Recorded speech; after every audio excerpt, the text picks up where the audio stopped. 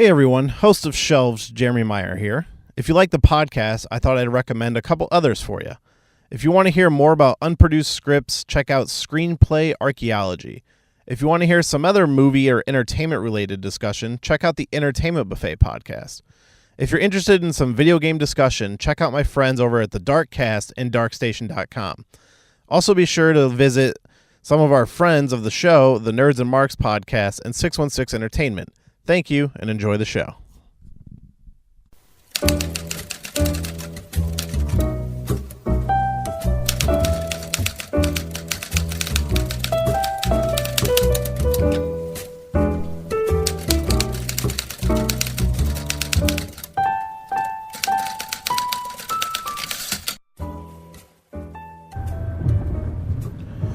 Hello, everyone, and welcome to today's episode of the Shelved Podcast. I am your host, Jeremy Meyer. Now, I was supposed to have a script episode today, and I was supposed to have a different episode last week.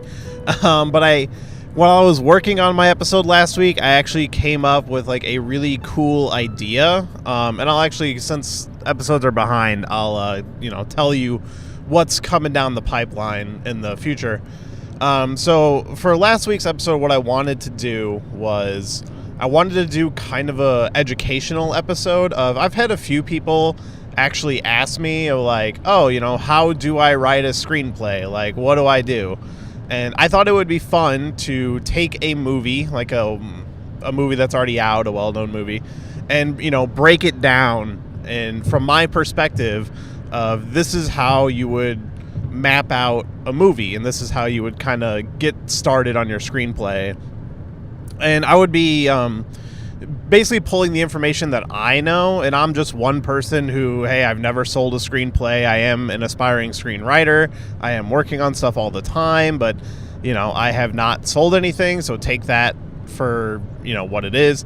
But I have a perspective, and I do have some knowledge on the subject, so I thought I would just share my perspective, my knowledge, and kind of be like, hey, if you are interested in writing a screenplay and you don't know where to start, maybe this advice that I can give you will help you and, at least point you in the right direction. And, a lot of information I have comes from people that I know, or a book I read called Save the Cat, which is a pretty well-known screenwriting book. So before that episode comes out, if you're interested in screenwriting at all, I would just recommend the book Save the Cat. It's what kind of put everything in perspective for me.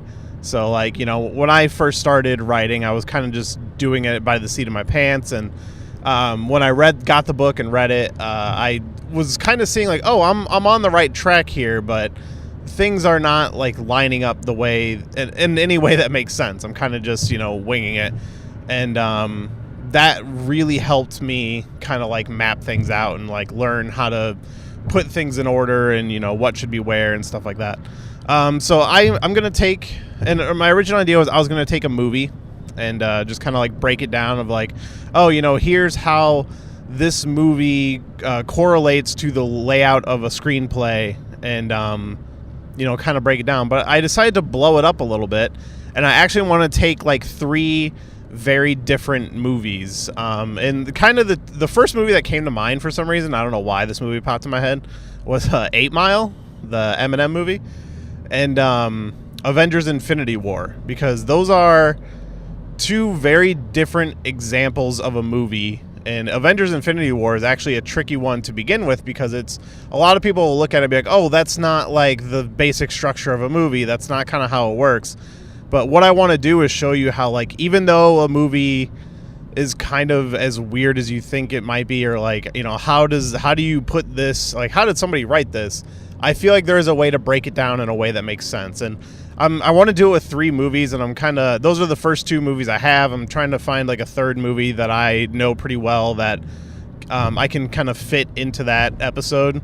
So that episode will be coming soon. I think it'll be a lot of fun. And if you're interested in screenwriting and don't really have any idea how to begin, hopefully that episode can be a really good kind of starting point for you. And, I'll give you whatever advice I can.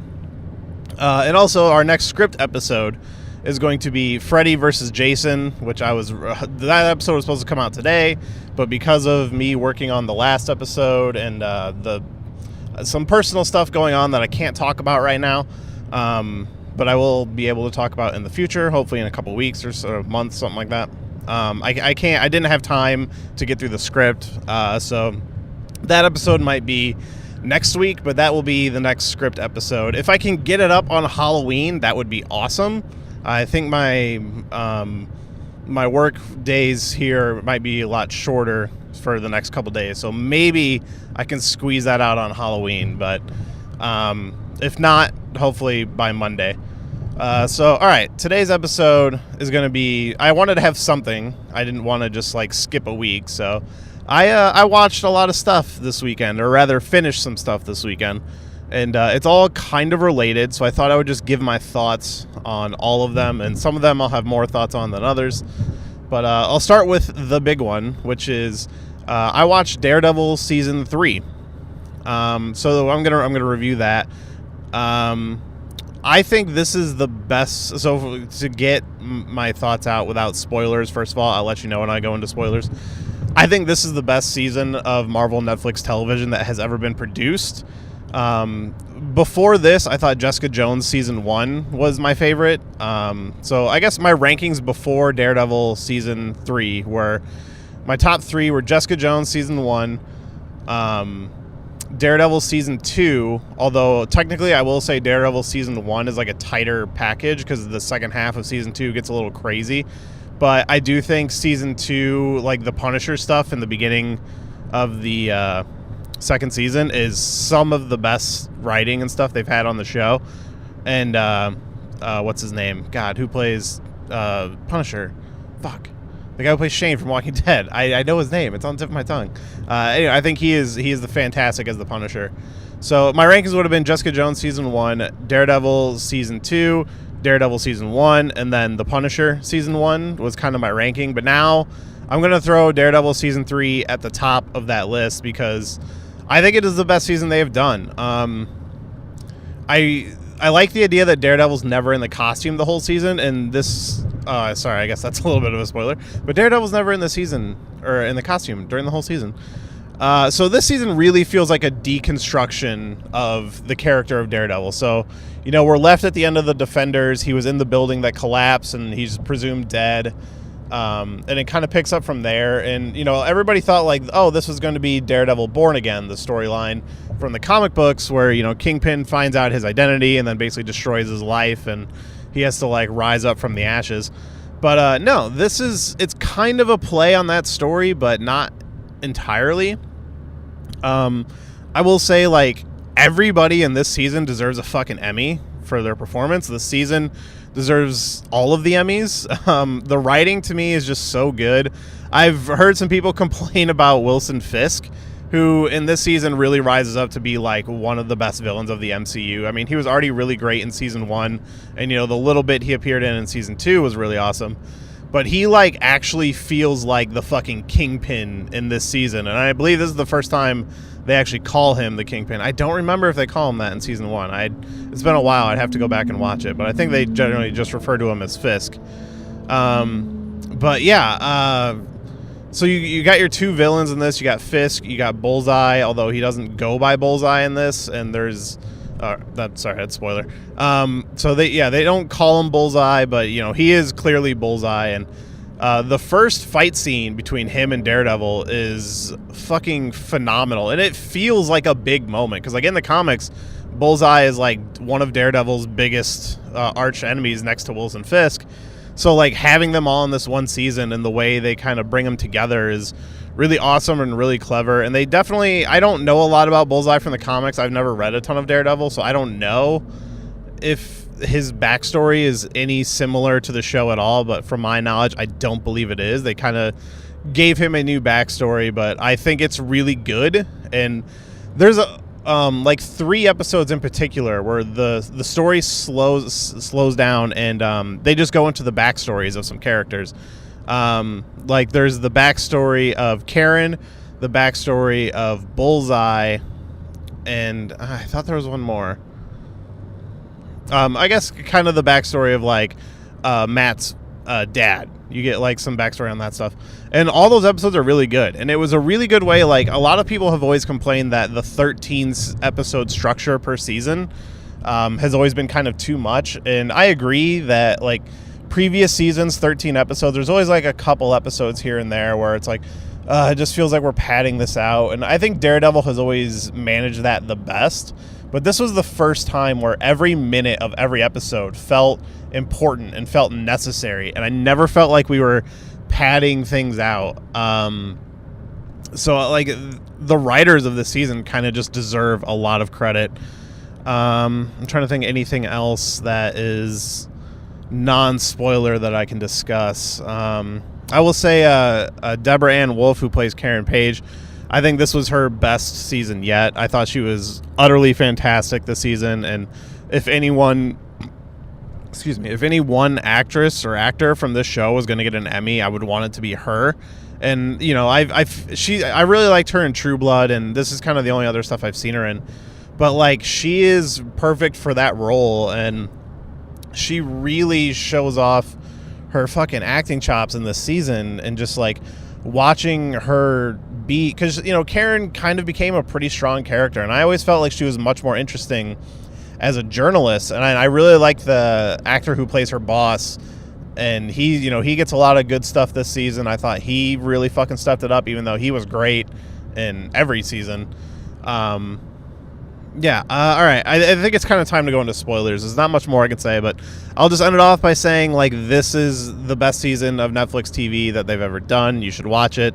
And now we're going to talk some spoiler stuff. So I guess I'll just start with Karen, since I was going on with that. Her whole, like, story of, you know, she's this badass who has kind of overcome this terrible life, and then in this season a lot of her life starts to catch up with her, and you get some backstory of like, oh, this is kind of what happened to her that led her to New York, and how she basically used to be this junkie.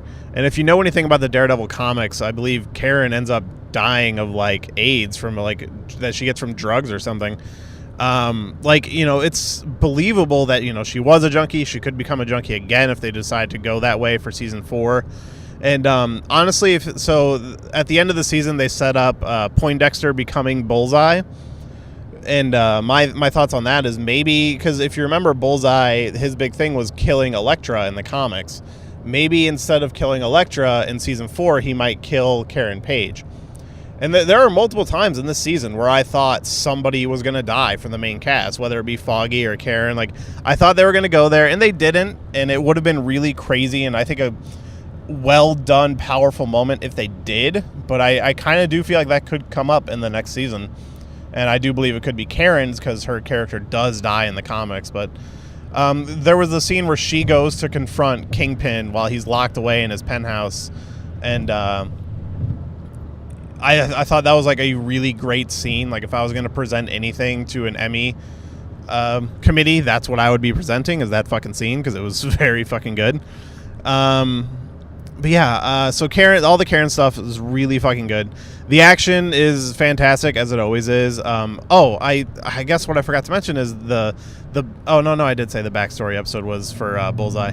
Yeah, so the Bullseye backstory stuff is really, really good. Like, I love the idea of making him, like, yes, he is a very horrible, evil person, but there's kind of a reason why he is. And like, the episode where you find out his backstory, it's like, oh, he has no empathy, he has no moral compass, and you know, he had this therapist that helped keep him on the straight and narrow, and then she died, and it's just like, what the fuck do I do now? And like, not knowing what to do, and how Kingpin manipulates that for his use, I thought was fucking great. The actor completely sells it, and watching him as the show goes on just dive into madness and more and more become Bullseye and that tool for Kingpin, I thought was really great. And as it goes for Kingpin, as I said before, like, I felt this was the first season where he actually felt like the Kingpin, like, because the whole thing is he manipulates the FBI to basically get him out of prison and allow him to rebuild his empire. And by the time they find out, it's too late. He has dirt on all of them. He has like all of them in his pocket, and like the one FBI agent who's kind of like the lead of the show or of the season, like the one good guy FBI agent, the way he gets wrapped up into it, and you see him doing these things that he doesn't want to do and where that story goes. I thought it was fucking fantastic. Like, the writers of this season, again, give them fucking Emmys, man.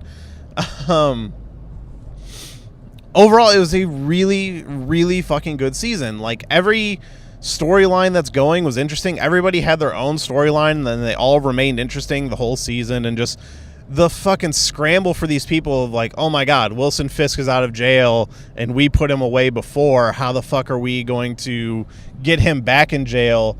And then the way he just plays everybody, like even Foggy, like the whole thing, if he's going to run for district attorney and then he ends up getting fucking put under Wilson Fisk's thumb too. And there's like nothing he can do about it, but he's still going to try to do something about it because he's like the bravest character in the show. And that actor, you know, he's been around in a lot of stuff, and this has easily been his best role. And I hope he gets the recognition he deserves for this. I wish I had everybody's names on right now, but I'm driving, so I kind of only have the names of people I remember.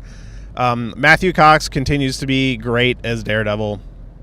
I really like the whole him kind of losing his faith and having to, not only his faith in God, but because that's like a big part of Daredevil, but his faith in the law and the system and himself, and how he has to rebuild himself to and kind of come back with the help of Foggy and Karen, like where he goes from the beginning of the season of, you know, I'm not Matthew Murdock anymore. I'm just Daredevil. I'm going to do what I have to do to, you know, I need your help, to that didn't work. I'm going to kill Fisk, to now, okay, that didn't work either.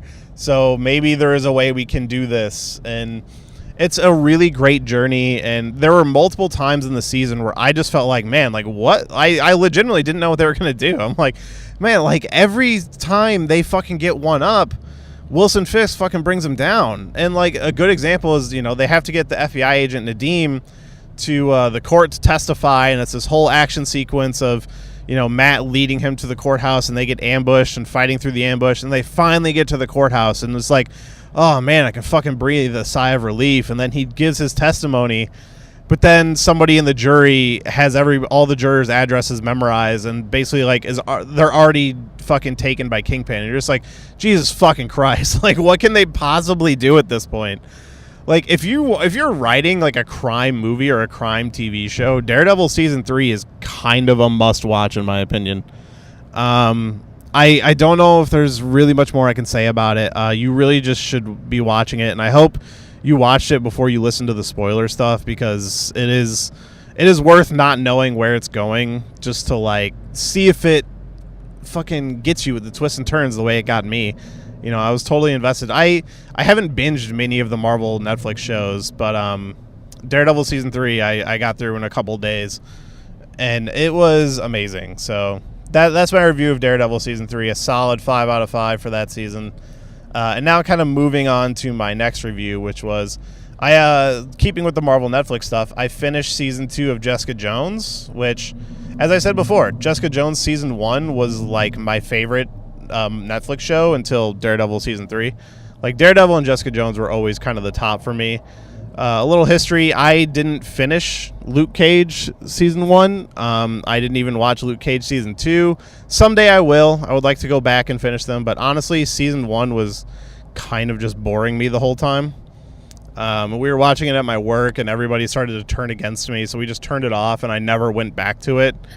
And then, yeah, season 2, again, that character, I didn't find that interesting. Like, I found him a lot more interesting in Defenders when he was partnered with everybody, but I thought in his own solo show, like, I'm glad people liked it and, you know, for what it was, but for me, I didn't find the villain interesting. I was kind of bored in the story. I was just like, oh, like, why isn't, like, I feel like he could be doing more, and this is just dragging out. But yeah, so Iron Fist season 1 was garbage. Whoa.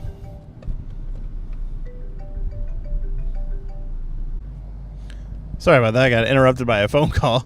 But yeah, I thought Iron Fist season 1 was garbage. Iron Fist season 2 was better in every way, but still kind of just went from a terrible show to an okay show. But Jessica Jones season 2, I liked it because I really like this character. I really like the whole private investigator aspect of the show. And it's a very well-made show, as it was in the first season, but I just think the first season was so fucking, like, good, and the expectations were very fucking high that season 2 was just never going to live up to that, and it didn't. It's still a good show, but the story overall was just kind of uninteresting. I will be interested to see where it goes in a season 3. The character of Trish, who I thought was really awesome in season 1, kind of just turns into a piece of shit in season 2. And, you know, it's progression. You know, she was a junkie. She falls back into being a junkie, but in a very different kind of way. Like, she's not addicted to drugs. It's something else. And, you know, where her character ends up is just like, I don't know. I don't know how to feel about that character anymore. And at the end, Jessica doesn't know how to feel about her either, which is very interesting with that whole family dynamic, which family is kind of a big important thing with factor in this season. But like, just overall, the story is like, it felt like a season 1 story, and like the whole season was based around how did she get her powers, and like what really happened with her family. And some of the reveals are interesting, and some of the things it does are interesting. And, like, luckily the character of Jessica Jones is strong enough to carry the show. But, like, just the story overall, I felt myself not caring very much and getting a little frustrated at times with where it goes. But, like, overall, like, it's good. It just was, like, a much slower, less... Like, you think of season 1... And the way the first episode ends with the girl murdering her parents in the elevator, and the idea of Kilgrave and what he can do, everything was so interesting and compelling, and just nothing in this season had that, like, effect on me. Like, there was no reveal at the end of an episode that was like, oh man, let's fucking gotta see what happens in the next episode. Overall, it was just kind of like, you know, it was good. It was fine. I like these characters, so I like spending time with these characters, and I liked the design of this show, and, you know, so that pulled me through it. But overall, I found the season a little more mediocre than the first season. But again, that first season, it was so fucking high with expectations that, like, season 2 was never going to live up to that. I do think season 3 has a lot of opportunity to, you know, pull ahead and be fucking fantastic, but I guess we'll just see where that goes. So the last thing I watched, or finished, I guess, was Supergirl season 1. So with all of the DC show crossovers, I was very anxious to see the crossover where they go to, like, the Nazi version of all the superheroes. And now with the new Batwoman crossover, I was like, oh man, I gotta, like, catch up on all these shows so I can watch this stuff.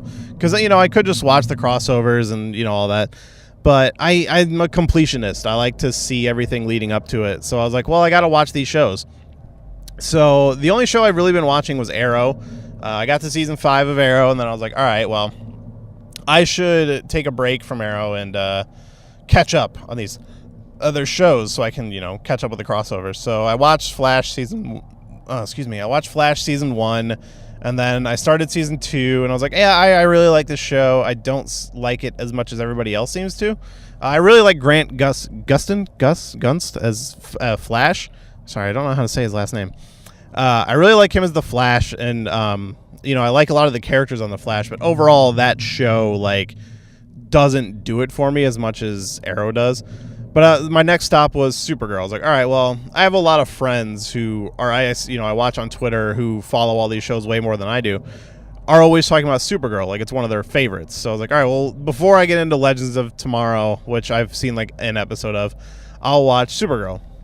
And also, I was playing a lot of Injustice 2, and Supergirl is one of my favorite characters in that game. It's like, all right, well, why don't I watch Supergirl?